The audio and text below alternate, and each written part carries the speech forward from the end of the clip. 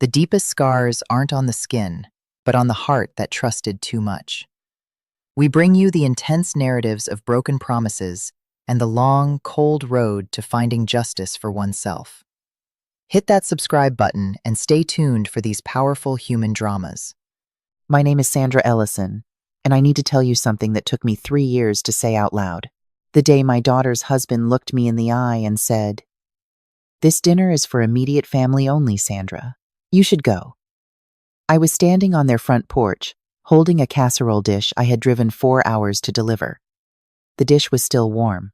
My hands were shaking, not from the cold, from something I didn't have a word for yet. I turned around. I walked back to my car. I set the casserole on the passenger seat.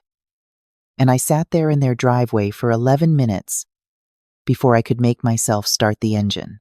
I want you to understand who I was before that night, because none of this makes sense without that. I taught middle school English for 31 years in Dayton, Ohio. I graded papers at the kitchen table, while my daughter Claire, did her homework across from me. We shared the same lamp. We argued about comma rules. We split the last of whatever cereal was in the cabinet and called it dinner on hard weeks. When my husband, Ray, passed from a heart attack in 2009, Claire was 19 years old and a sophomore in college, and the two of us held each other in a hospital hallway for so long, the night nurse brought us both a cup of water without being asked. It was just us after that. For a long time, it was just us. I am not telling you this so you feel sorry for me.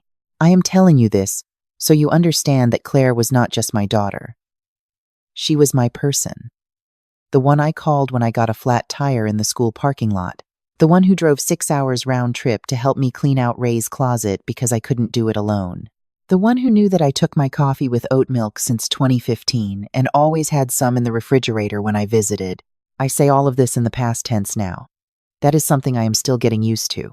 Claire met Marcus in the fall of 2017 at a work conference in Chicago. She called me from the hotel that same night, which she never did when she was traveling, and said, "Mom, I think something just happened." I laughed. She laughed. We talked until almost midnight. Marcus was a project manager at a tech firm in Atlanta. Confident, well-dressed, handsome in the kind of way that photographs well. He called me Miss Ellison the first 3 times we met, which I thought showed good manners. He shook my hand firmly. He asked about my teaching career and seemed to listen to the answers. Claire looked at him, the way you hope your child looks at someone. I liked him. I want to say that clearly. In the beginning, I genuinely liked Marcus. They got engaged in June of 2018. Claire called me first. She was crying and laughing at the same time, and I could barely understand her. And I sat down on my kitchen floor because my legs just went out from under me with happiness. My girl was happy. That was all I wanted. The wedding was set for September of 2019. That is when things began to shift. Not dramatically. Not all at once. Just small things that I told myself were nothing. Marcus wanted the wedding in Atlanta, near his family. That made sense. Marcus wanted a specific venue that cost considerably more than Claire had originally told me. That happened. Marcus had very specific opinions about the rehearsal dinner, the florals, the honeymoon destination. Also fine. These were their choices to make, not mine. But it was Claire who called me, not Marcus, to ask if I could help cover the venue deposit. $14,000. She said they had most of it, but were short, and didn't want to lose the date.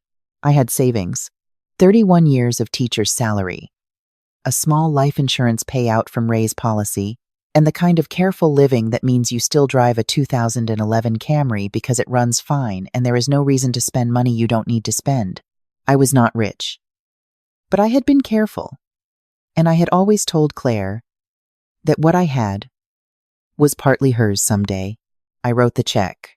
I didn't think of it as a loan. It was my daughter's wedding.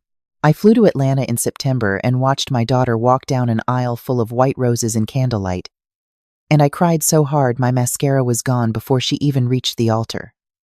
Ray should have been there. That was the one ache underneath everything else. But Claire was radiant, and Marcus was waiting for her, and it was a beautiful day. It was the year after the wedding that I started to notice. Claire used to call me every Sunday. That had been our routine since she left for college. Every Sunday, usually around 7 in the evening, we talked for at least an hour. After the wedding, the calls started getting shorter, then less frequent. Then sometimes, she would call back 2 or 3 days after I'd left a voicemail, apologetic, saying she had been busy, things were hectic. Marcus had a work trip, and she was handling everything at home. I told myself marriage was an adjustment. That was true. I had lived it myself, but there was something else. Something harder to name. When I did talk to Claire, she sounded careful. Like she was choosing her words before she said them, which was not something my daughter had ever done with me in her entire life. Once, I mentioned that I'd seen a news story about Atlanta traffic and was thinking of her commute, and she said, "Marcus prefers I not complain about things like that." I stopped talking for a moment. She moved on quickly to another subject. I did not say anything. I am still not sure whether that was wisdom or cowardice. In January of 2021, Claire called me and asked if I could help them with something. Marcus had identified a business opportunity, a franchise, a fitness studio concept that was growing in the Atlanta market. They had done the research, Marcus was confident in the numbers, and they needed startup capital. The franchise fee plus first-year operating costs came to $68,000. I listened to the whole explanation. Then I asked Claire, "Is this what you want?" She said, "Marcus really believes in this." I asked again, "Claire, is this what you want?" She paused for a moment and said, "I think it could be really good for us, Mom, for our future." I want you to know I heard the hesitation. I heard it clearly. And I wrote the check anyway, because she was my daughter and I believed that if she was in, she had her reasons. And who was I to say no to my child's future? I also want you to know that I had now given them over $80,000 in less than 2 years. I had not said the word loan because it did not feel like one. But I had also not said the word gift to myself either. I think I was living in the space between those two words and hoping I wouldn't have to define it. The fitness studio opened in March of 2021. Claire was not listed as co-owner on the business documentation. Marcus explained that it was simpler for tax purposes to have it under his name alone. Claire told me this on the phone with the same careful voice she had been using for a year. I asked her how she felt about that. She said Marcus had spoken to an accountant. I said, "Okay." That is what I said, "Okay." By the summer of 2022, the calls had tapered to once every 2 or 3 weeks, always brief, always Claire sounding slightly distracted or slightly rushed. I had visited Atlanta twice since the wedding, and both times stayed in a hotel because Marcus mentioned they were having work done on the guest room, then the guest room was being used for storage, then there were back-to-back work commitments that made the timing complicated. I stopped offering to stay with them. I booked my hotel and called it fine. In October of 2022, Claire called me on a Tuesday afternoon, which was unusual. She said the studio had hit some cash flow problems. A competitor had opened 2 miles away. Membership had dropped. Marcus was working on a new marketing strategy, but in the meantime, they needed help covering operating costs and payroll. She named a number, $32,000. I sat down. I said, "Claire, I need to ask you something. The money I've already given you, the wedding deposit, the startup costs, is any of that coming back to me?" There was a long silence. She said, "Mom," Marcus says framing it that way creates a transactional dynamic in the family. I remember very precisely how those words landed. Not what I felt, just how they landed. Like something being set down very carefully on a table so it doesn't break. I told her I needed a few days to think. She said she understood. Marcus called me that evening. He was polite. He talked about family investment and long-term returns, and the fact that this was a difficult season, but they were building something together. He used the word together 4 times. He did not once ask how I was doing. I sent $32,000. I opened a spreadsheet the same week and wrote down every dollar I had given them. The total at that point was $114,000. I want to pause here for just a moment and tell you something I've never said to anyone. I am not a foolish woman. I spent 31 years assessing the comprehension of 12-year-olds, and I know when someone is not understanding what's in front of them. I understood what was in front of me. I understood it, and I wrote the checks anyway, because the alternative, acknowledging fully what was happening, meant acknowledging something about my daughter that I was not ready to face, that she was somewhere I could not reach her, that the person calling me from that hotel in Chicago, that joyful, open girl, had slowly been replaced by someone who spoke in Marcus's sentences and made decisions through Marcus's logic, and kept me at exactly the distance Marcus preferred. Loving someone the way I loved Claire means you will make yourself smaller and smaller to stay connected to them. You'll accept a sliver of access rather than none. You will send money you cannot truly afford, because money is a wire that still connects you, and you are terrified of what happens when you cut it. That is the truth. I am 63 years old, and I am not too proud to say it. I did not hear from Claire on my birthday in January 2023. This had never happened. Not once in 62 years. Not even the year Ray died, and we were both so hollowed out we could barely function. She called that year. She called and sang me the first verse of Happy Birthday in her worst possible singing voice, and we both started laughing and couldn't stop. I called her. I got voicemail. I texted. She replied 4 days later, "So sorry, Mom. It's been insane. Marcus had a big launch. I'll call soon." She did not call. In March of 2023, I found a lump. I want to tell you the exact sequence of events, because I think it matters. I found the lump on a Wednesday. I called my doctor on Thursday. I had a mammogram on the following Monday, a biopsy on the Thursday after that, and results 7 days later. I sat in my car in the parking lot of the imaging center and read the paper the nurse had handed me. Invasive ductal carcinoma. Early stage, but requiring treatment. The recommended course was surgery, followed by 6 weeks of radiation. I read the paper 3 times. Then I looked at my phone. I had given my daughter $114,000 over the previous 4 years. I had attended her wedding alone. In every way that mattered. I had stayed in hotels when I visited, wired money I was meant to have for my retirement, swallowed sentence after sentence that I should have said out loud. And now I was sitting in a parking lot with a cancer diagnosis, and I was looking at my phone and I was doing the math, slowly, on what I actually had left. I called Claire. She answered, which surprised me. I told her about the diagnosis. I told her in a clear, steady voice, because I am 63 and I have been through enough to know that falling apart in the moment does not help anything. I told her what the doctors had said. I told her what the treatment plan looked like. She was quiet. Then she said, "Oh, Mom, I'm so sorry. That's scary." I said, "I'm going to be okay, but I am going to need some support through treatment. I was hoping you might be able to come up to Dayton for part of it." She said, "I'll talk to Marcus." Those 4 words. I'll talk to Marcus. About whether her mother, her person, the woman who split the cereal with her and graded papers under the same lamp, could have her presence during cancer treatment. She called me back 2 days later. She said Marcus had a lot going on with the business right now, and it wasn't a great time for her to travel, but she would try to come up for at least a weekend if things settled down. She said she was sending good energy my way. Good energy? I said thank you. I hung up, and something in me that had been bending for 4 years finally went still. I did not call her back that week, or the week after. My treatment started in April. My neighbor Patricia drove me to every single radiation appointment. 6 weeks, 5 days a week, Patricia in the waiting room with a crossword puzzle and a thermos of coffee, ready to take me to lunch after whether I felt up to it or not.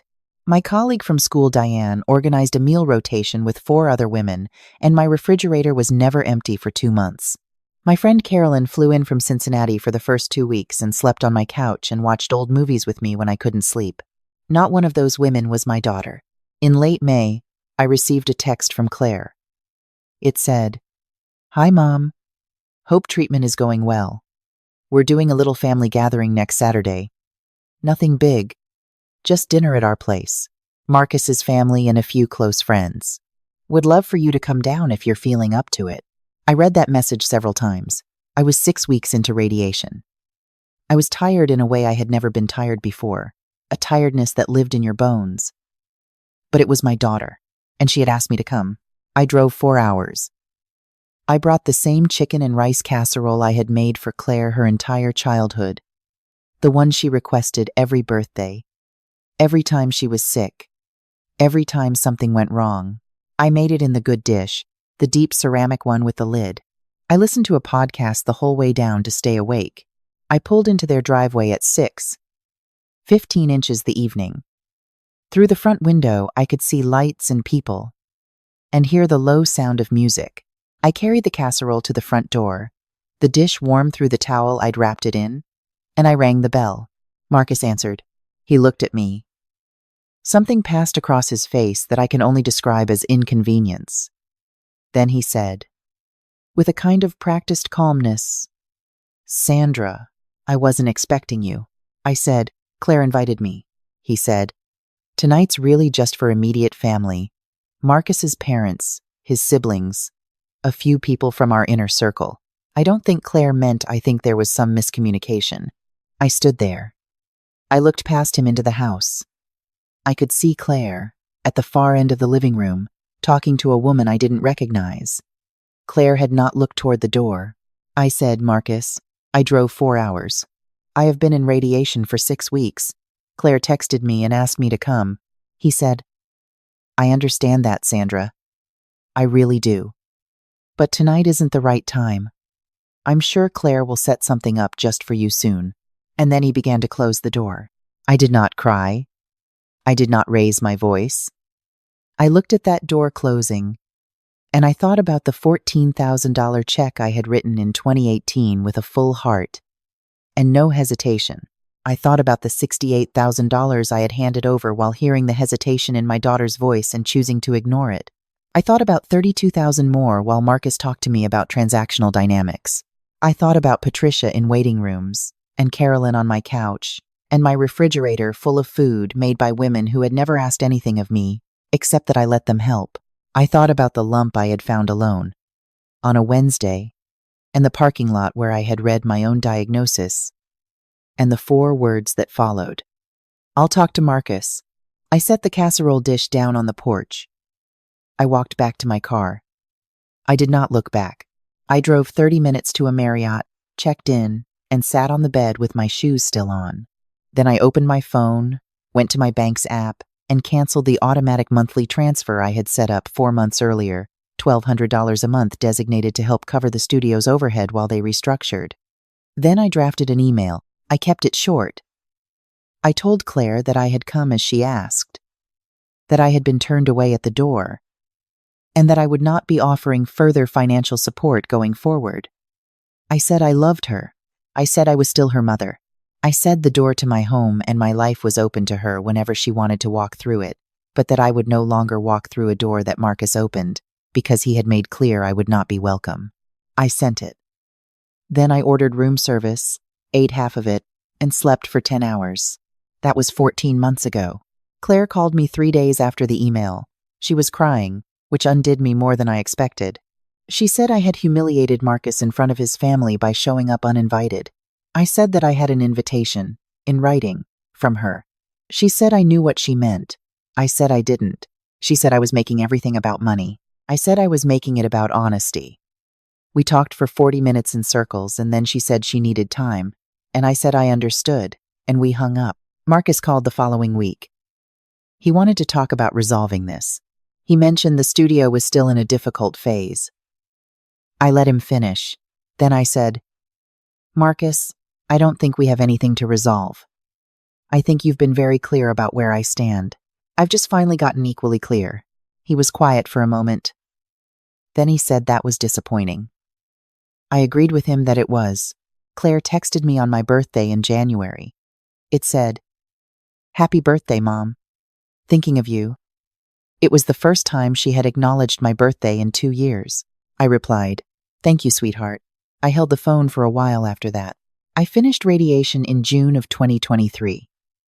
My oncologist used the word excellent at my 6-month follow-up. Patricia brought a small cake to the car. We ate it in the parking lot. I have had a lot of time to think about what I would tell a younger version of myself. Not a different version. I don't wish I had loved my daughter less. I don't wish I had been colder or more suspicious or kept a spreadsheet from the beginning. I was exactly who I was, and I gave from exactly that place. That is not something I regret. What I wish is that I had understood earlier that protecting someone from the consequences of their choices is not the same as loving them. I thought I was building a safety net under Claire. I think what I actually built was a floor under Marcus, a foundation he could stand on while making decisions that slowly erased me from my daughter's life. And I kept laying down more tile, because stopping meant admitting what the floor was for. I also want to say something that I don't hear said enough.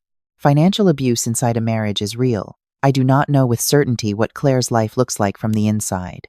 I know what I saw from the outside. A woman who stopped speaking in her own sentences, who asked permission to travel, who told her mother she would need to consult her husband before coming to cancer treatment.